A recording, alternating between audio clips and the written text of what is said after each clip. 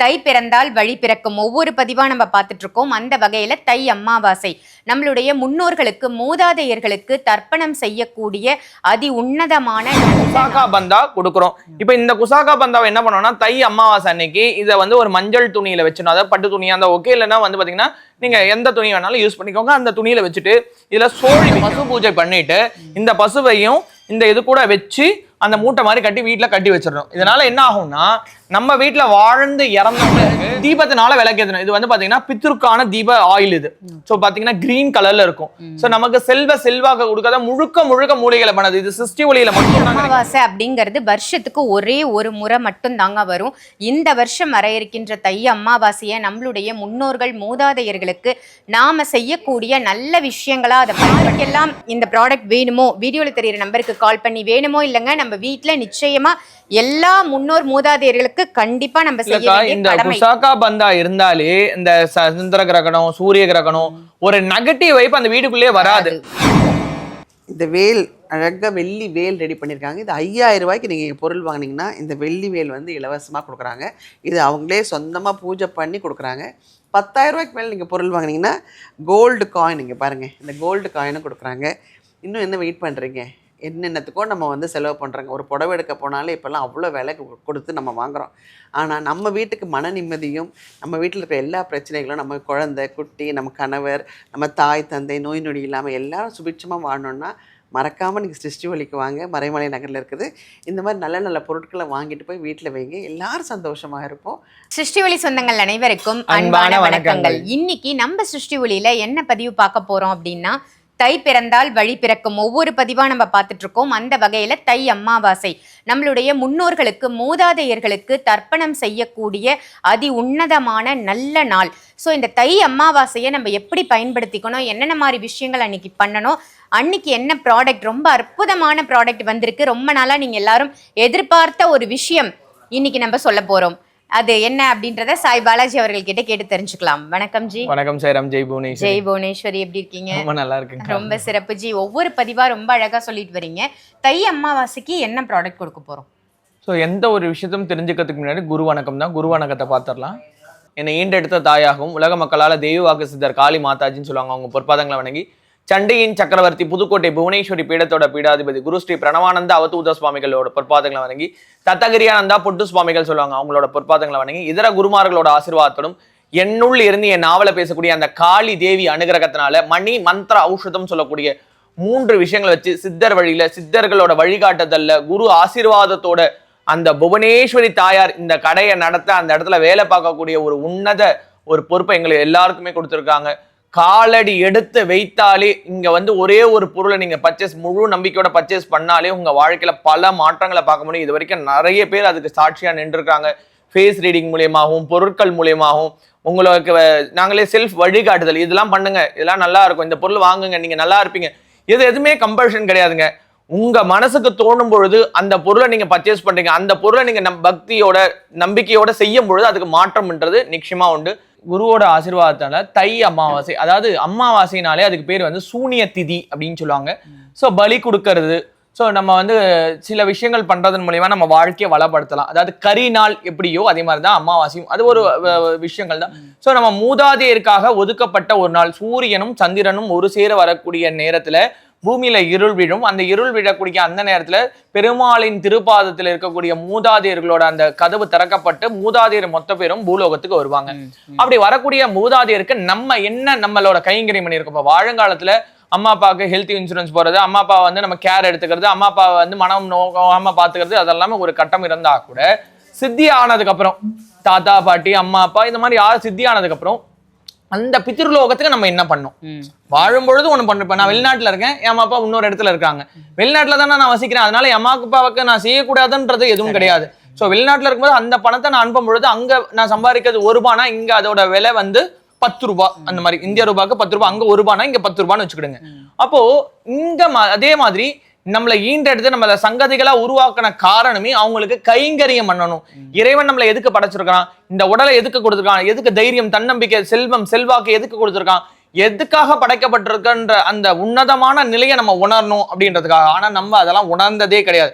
நம்மளோட இது பாத்தீங்கன்னா இந்த குதிரைக்கு கடிவாளம் கட்டின மாதிரி ஸோ இவனை வந்து முதல்ல படிக்க வைங்க, அப்ப பொறுப்பு வந்துடும். அதுக்கப்புறம் கல்யாணம் பண்ணுங்க, பொறுப்பு வந்துடும். குழந்தை பார்த்தா பொறுப்பு வந்துடும். குழந்தைய வந்து படிக்க, இந்த மாதிரி பொறுப்பு. அதுக்கப்புறம் வந்து பாத்தீங்கன்னா இந்த வாழ்க்கையில முன்னேறணும், அதிர்ஷ்டம் வரும், இந்த மாதிரி அதே அந்த ஒரு இதுக்குள்ள ஒரு மாயைக்குள்ள சுத்தி அந்த மாயையிலிருந்து மீண்டு வெளியில வர முடியல, நம்மளாவே வாழ முடியல.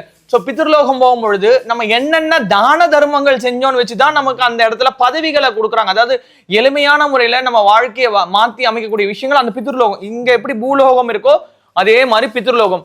உடலுக்கு அழிவு உண்டு, ஆன்மாக்கு அழிவு கிடையாது. அந்த ஆன்மான்றது அந்த பித்ருலோகத்துல ஒவ்வொரு நாளும் அது பாவ புண்ணியத்துக்கு ஏற்ப அதோட வாழ்க்கையை நடத்துது. இப்ப இந்த இடத்துல நம்ம எப்படி படிக்கிறோம், நம்மளோட ஃபேமிலி பேக்ரவுண்ட் வச்சு நம்மளோட வாழ்க்கையை நகருது. அதே போல பித்ருலோகத்துல இங்க பண்ண பாவ புண்ணியத்தை வச்சு அந்த பித்ருலோகம் நடக்குது.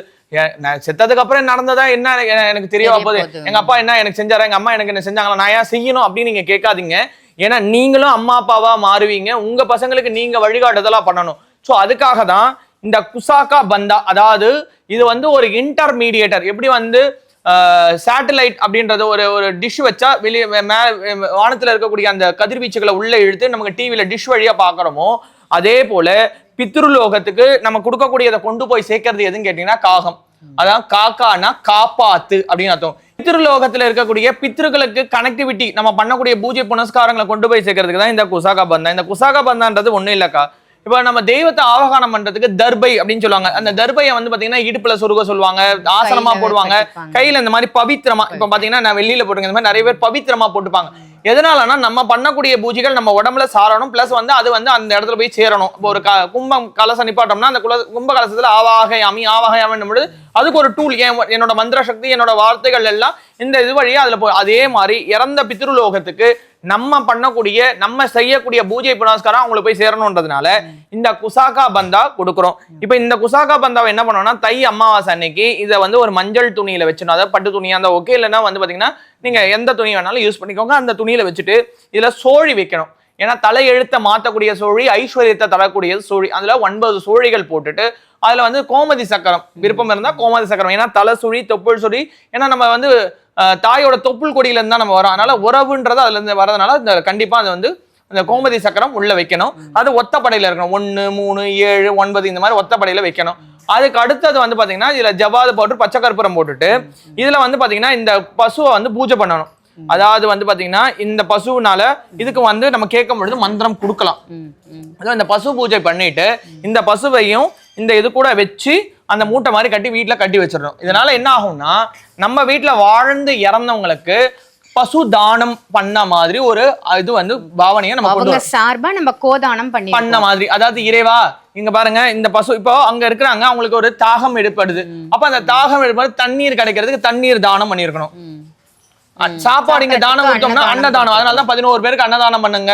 வஸ்திரம் தானம், ஏன்னா அவங்களுக்கு ட்ரெஸ் கிடைக்கிறது வஸ்திர தானம். இப்ப இங்க இருக்கிற ஏதோ ஒரு நபர் தானே போடுறாரு, எப்படி அவங்களுக்கு ஏர்வி ஆகும் அப்படின்றோம்னா இதுல வந்து பசுல வந்து பாத்தீங்கன்னா 33 கோடி தேவர்கள் அனுகிரகம் கிடைக்கும். தெரிந்து செய்யப்பட்ட பாவமாக இருந்தாலும் சரி, தெரியாம செய்யப்பட்ட பாவமாக இருந்தாலும் சரி, ஒரு மனிதன் பசுதானத்தை ஒரு கோவிலுக்கு கொடுத்துட்டான்னு சொன்னோம்னா அவனோட பாவங்கள் முற்றிலும் கடையப்படுது. எதனாலனா இந்த பாலை எடுத்துதான், அதாவது எச்சில் வந்து இறைவனுக்கு வந்து அபிஷேகமா பண்றோம்.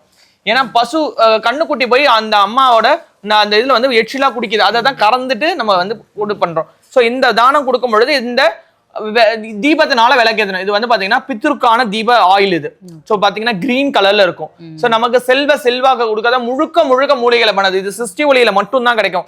இந்த தீபத்தை ஏத்தி இப்ப நம்ம நிறைய பேர் நம்ம கிட்ட வந்து பித்ரு தீபம் வாங்கியிருப்பாங்க, 41 தலைமுறைக்கே வந்து பயனுள்ளதா இருக்கும். இல்ல நான் வாங்கல அப்படின்னாங்கன்னா வீட்டுல இருக்கக்கூடிய அந்த காமாட்சி நிறைய பேர் அந்த போட்டோ கீழே விளக்கு வச்சிருப்பாங்க, அந்த விளக்குல இந்த ஆயில் அன்னைக்கு ஊத்தி இந்த மூட்டையை அப்படி கட்டி வச்சுட்டு ஏத்திட்டாங்கன்னா இந்த பித்ருக்கள் ஒவ்வொரு வாட்டி நம்மளோட வீட்டுக்கு அந்த அமாவாசை ஏகாதேசி திதி அப்போ வர பொழுது இந்த பசுவின் ஆசீர்வாதம், இந்த பசுவின் அனுகிரகம் 33 கோடி தேவர்களோட அந்த கடாட்சம் என்ன பண்ணும்னா அவங்கள வந்து நமக்கு வந்து புனித ஆத்மாவா மாத்தி நம்ம வீட்டுக்கு வரும்போதெல்லாம் அள்ளி கொடுக்கக்கூடிய ஒரு ஏஞ்சலா மாத்திடுவாங்க. ஸோ இருக்கும் பொழுது கொடுக்கறதுன்றது வேறங்க, இருக்கும் பொழுது காசு இல்லப்பா நான் ட்ரை பண்றேன் அப்படின்றது வேற. இறந்ததுக்கு அப்புறம் அந்த ஆன்மாவுக்கு ஒரு வலிமை வந்துடுது, அந்த ஆன்மாவுக்கு ஒரு சக்தி வந்துருச்சுன்னு சொன்னோம்னா அந்த ஆன்மா ஆகப்பட்டது எண்ணிலடங்காத விஷயங்களை அந்த வீட்டுக்கு அள்ளி கொடுக்கும். அந்த அள்ளி கொடுக்கிற ஒரு சூட்சமமான வழியை சித்தர் மார்க்கத்துல கண்டுபிடிச்சு நாங்க கொடுத்துருக்கோம். இந்த குசாகா பந்தம் நிறைய இதுக்கு நாங்க கொடுத்துருக்கோம். ஸோ இந்த விஷயம் வந்து இந்த கோவோட இந்த பசுவோட சேர்த்து நீங்க வச்சு நான் சொன்ன சோழி, கோமதி சக்கரம், பச்சை கற்பூரம், அது மாதிரி ஒவ்வொரு அமாவாசைக்கு இதை பிரிச்சு அது மாதிரி மாத்தணும். இந்த பச்சை கற்பூரமும் ஜவாது மாட்டி மடி மேல கட்டி வைக்கணும். இந்த ஆயில் வந்து வாங்கிக்கலாம். சிஸ்டிவ்ல இந்த ஆயில் தனியா கிடைக்கும். ஸோ ஊத்தி விளக்கு ஏத்திக்கிட்டாங்கன்னா இறந்தவங்களோட ஆசீர்வாதம் பரிபூர்ணமா கிடைக்கும். இறந்தவங்களுக்கு நம்ம வந்து இப்போ வாழுங்காலத்துல அவங்களுக்கு சரியா சாப்பாடு போட முடியல, அவங்களை சரியா பராமரிக்க முடியல, அவங்க நம்ம மேல கோவத்துல இருக்காங்க, ஃபர்ஸ்ட்ரேஷன்ல இருக்காங்க, நம்மளை வந்து இப்போ இது பண்றாங்க அப்படின்னு சொன்னோம்னா இதன் வழியா அதுக்கு விமோச்சனம் கிடைச்சிடும். Okay okay super. தை அமாவாசை அப்படிங்கிறது வருஷத்துக்கு ஒரே ஒரு முறை மட்டும் தாங்க வரும். இந்த வருஷம் வர இருக்கின்ற தை அமாவாசையை நம்மளுடைய முன்னோர்கள் மூதாதையர்களுக்கு நாம செய்யக்கூடிய நல்ல விஷயங்களா அதை பயன்படுத்தணும். அந்த மாதிரி நம்ம பயன்படுத்தும் போது இந்த வருஷம் ஃபுல்லா நமக்கு ஒரு நல்ல பீஸ்ஃபுல்லான வருஷமா அவங்களுடைய ஆசீர்வாதம் முழுமையா நம்ம பெறக்கூடிய வருடமா அது அமையும். அதற்கு நம்ம சிருஷ்டி ஒளி சார்பாக அழகான 3 பொருட்கள் தரும். ஸோ இதை பயன்படுத்தி முன்னோர்கள் மூதாதையர்களுக்கு நம்ம நல்ல ஒரு வழிகாட்டுதலா, இல்லை அவங்களுக்கு நம்ம கொடுக்கக்கூடிய பாலாஜி சொன்ன மாதிரி அன்னதானமோ, இல்லை அவங்களுக்கு தண்ணி தாகம் எடுக்குது, நம்மளால போய் டைரெக்டாக தண்ணி கொடுக்க முடியாது. ஸோ இந்த மாதிரியான நல்ல காரியங்கள் இந்த பூ உலகத்தில் நம்ம செய்யும் பொழுது ஆட்டோமேட்டிக்காக அது மேலோகத்தில் இருக்கக்கூடிய நம்மளுடைய பித்ருக்களுக்கு நிச்சயமா போய் சேரும். ஸோ இந்த தை அமாவாசையை யாருமே தவற விட்டுறாதீங்க. யாருக்கெல்லாம் இந்த ப்ராடக்ட் வேணுமோ வீடியோவில் தெரியிற நம்பருக்கு கால் பண்ணி வேணுமோ இல்லைங்க நம்ம வீட்டில் நிச்சயமா எல்லா முன்னோர் மூதாதையர்களுக்கு கண்டிப்பா நம்ம செய்ய இந்த குசாகா பந்தா இருந்தாலே இந்த சந்திர கிரகணம், சூரிய கிரகணம், ஒரு நெகட்டிவ் வைப் அந்த வீட்டுக்குள்ளேயே வராது. பசுவோட சேர்த்து வைப்பா. நம்ம வீட்டுல பசுமாடே இல்லையே, அப்ப நம்ம கர்மா எப்படி கழிக்கிறது? கர்மா கழிக்கிறதுன்னு சொல்லுவாங்க. அந்த காலத்துல காய்கறிகளை கட் பண்ணி இந்த அரிசிகளை கழுவி எல்லாமே பசுக்கு தான் ஊத்தி இருந்தாங்க. இப்ப யார் வீட்லயும் பசு இல்ல, தண்ணியே இல்லாம. இத வந்து நீங்க இந்த குசாகா பந்தாவோட வைக்கிறதுனால உங்க கர்மா கழியறது தான் மெயினான விஷயம். இறந்தவங்களோட கர்மா கழியறதுக்காக நீங்க வைக்கிறதுனால உங்க கர்மா வந்து கழியும். உண்மை உண்மை.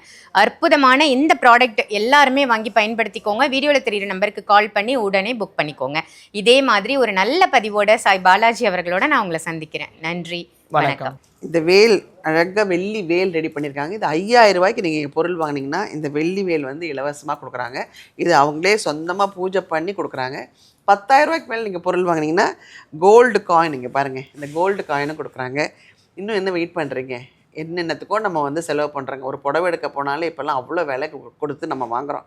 ஆனால் நம்ம வீட்டுக்கு மன நிம்மதியும், நம்ம வீட்டில் இருக்கிற எல்லா பிரச்சனைகளும், நம்ம குழந்தை குட்டி, நம்ம கணவர், நம்ம தாய் தந்தை, நோய் நொடி இல்லாமல் எல்லாரும் சுபிட்சமாக வாழணுன்னா மறக்காமல் நீங்கள் சிருஷ்டி ஒளிக்கு வாங்க. மறைமலை நகரில் இருக்குது.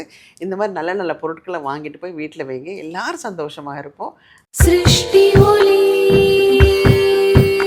எங்கள் சிருஷ்டி ஒளி, சிருஷ்டி ஒளி, எங்கள் சிருஷ்டி ஒளி,